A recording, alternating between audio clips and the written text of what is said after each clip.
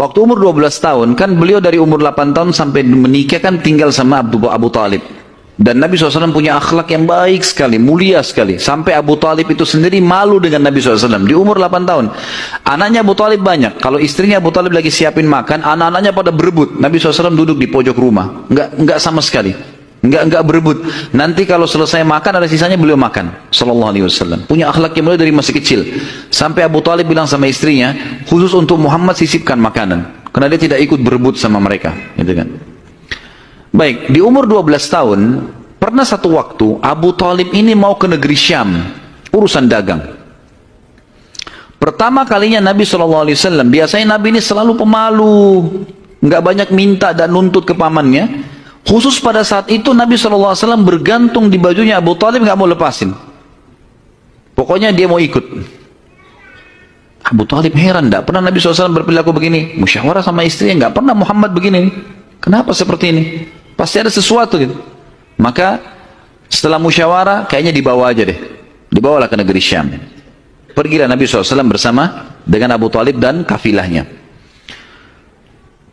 Pada saat mau tiba di negeri Syam, sebelum tiba di negeri Syam, kafilah ini melewatin sebuah gereja teman-teman sekalian. Dan di situ ada satu pendeta bernama Bahira. Dan ini riwayat Bukhari Muslim menceritakan masalah itu ya. Dan sampai sekarang di negeri Syam masih ada puing-puingnya gerejanya Bahira ini. Pada saat itu di zaman Nabi SAW ada gereja ini dan sampai sekarang masih ada sisa puingnya. Saya pernah lihat cuplikannya sendiri, ada sisa puingnya di negeri Syam. Tepatnya di Syria ya. Kemudian teman-teman sekalian, pada saat melewatin kafilah ini melewatin gereja, si Bahira ini kepala pendeta di gereja itu memang lagi nunggu informasi tentang Nabi terakhir nih. Dia ngeliat-liat di jendela gerejanya, setiap kafilah lewat dilihat sama dia, terutama yang dari Jazirah Arab. Secara kebetulan dengan hikmah ilahi lewat kafilahnya Abu Talib, dan kafilah ini agak berbeda dengan yang lainnya. Kafilah itu berarti 3 unta ke atas ya, baru dinamakan kafilah. 3 ekor unta ke atas baru dinamakan kafilah. Setiap waktu lewat kafilah Abu Talib ini ada awan yang menaunginya. Beda dengan kafilah lain, padahal lagi terik matahari. Dan tidak sengaja kafilah Abu Talib istirahat di sebelah gereja dan ada pohon-pohon kurma yang berderet, itu semuanya seperti menundukkan daun-daunnya ke kafilah itu. Pendeta ini perhatikan, kafilah tanya ini, kirim satu orang, tanya mereka kafilah dari mana nih? Jawabannya dari Jazirah Arab. Dari mana? Dari kota Mekah. Kata Bahira, hidangkan makanan sebaik mungkin di gereja, undang semua kafilah ini masuk makan. Diundanglah. Mereka cerita masuklah mereka untuk makan, dan pada saat satu kafilah ini masuk, yang ditinggalkan di situ hanya Nabi SAW. Nabi nggak boleh masuk karena tradisi orang Arab dulu aib kalau anak kecil ikut makan. Nanti selesai orang tua makan baru makan. Tapi ini tradisi jahiliyah. Kalau sekarang antum lakukan, antum juga jahiliyah. Makan kasih anak-anak makan. Kenapa harus disendirikan? Mungkin dia lapar, kesian. Gitu kan? Baiklah. Waktu lagi makan, Bahira ini memperhatikan satu persatu orang-orang Quraisy ini, wajahnya, karena mereka tahu cirinya Nabi terakhir, alisnya, wajahnya, mukanya, kulitnya, jalur nasabnya, semua jelas. Tidak semua, tidak ada tanda-tanda kenabiannya. Ini mukanya muka biasa semua.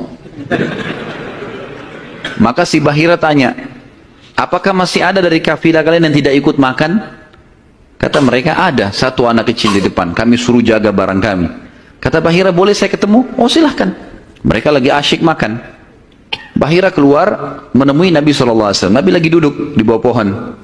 Lalu Bahira memanggil dia, mengatakan, hai anak kecil, ikutlah dengan saya. Kafilahnya disuruh jaga oleh beberapa pegawainya Bahira ini. Masuk di satu ruangan di gereja, kemudian Nabi SAW berdiri lalu kata, jadi orang Mekah begini teman-teman, di Mekah itu ada patung, namanya Lat dan Uzza. Lat dan Uzza ini 2 patung yang luar biasa dikultuskan di Mekah. Oh, hebat patung ini menurut mereka. Jadi kalau bersumpah atas nama Lat dan Uzza sudah tidak mungkin berbohong. Kalau bohong kualat nih. Maka pendeta ini tahu Bahira, dia bilang, hai anak kecil, saya akan bertanya kepadamu atas nama Lat dan Uzza. Ini semua anak kecil sampai orang tua di Mekah tahu nama ini, dan mereka ketakutan kalau dengar nama ini. Apa jawaban Nabi SAW waktu itu? Umur 12 tahun, masih kecil. Kalau kita sekarang masih SD gitu kan. Maka beliau mengatakan, jangan engkau sebutkan dua nama berhala itu karena aku membencinya. Aku tidak suka dengan patung itu.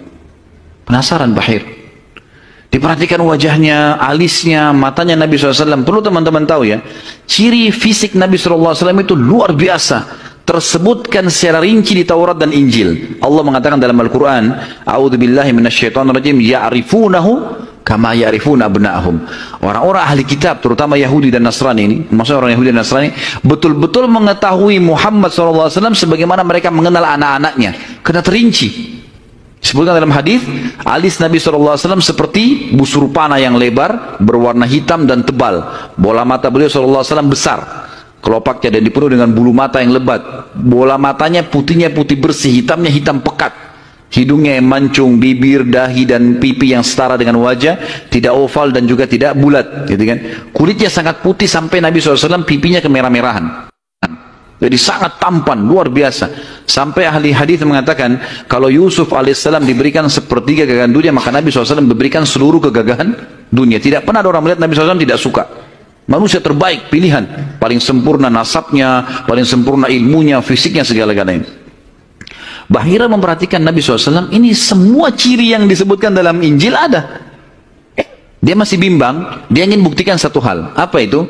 Dalam Taurat dan Injil juga disebutkan Nabi, setiap Nabi itu punya tanda kenabian.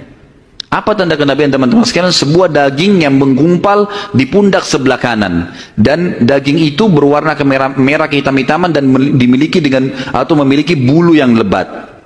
Maka Bahira berkata, hai anak kecil, apa kau izinkan saya untuk melihat punggungmu? Dia mengatakan, iya silakan. Dibuka oleh Nabi SAW. Begitu dia lihat tanda itu, lalu Bahira menciumnya dan mengatakan, kaulah orangnya. Tapi garis bawah satu hal ya, tanda ini tanda kenabian. Sudah selesai dengan Nabi Muhammad SAW. Jadi kalau di punggung antum ada dusta semua. Tidak ada hubungannya sama Nabi. Loh ya, karena banyak orang yang ngaku-ngaku Nabi nih. Kata Nabi SAW, akan datang 50 dajjal, pendusta. Setelah aku meninggal, mengaku semuanya Nabi. Mereka semua pendusta, aku penutup para Nabi dan Rasul, gitu kan. Karena ada orang mengaku gitu. Jadi ini khas untuk nabi-nabi dan sudah ditutup dengan Nabi Muhammad SAW. Sudah habis ceritanya. Nah, jadi kalau ada yang gumpal-gumpal tuh daging numpang aja.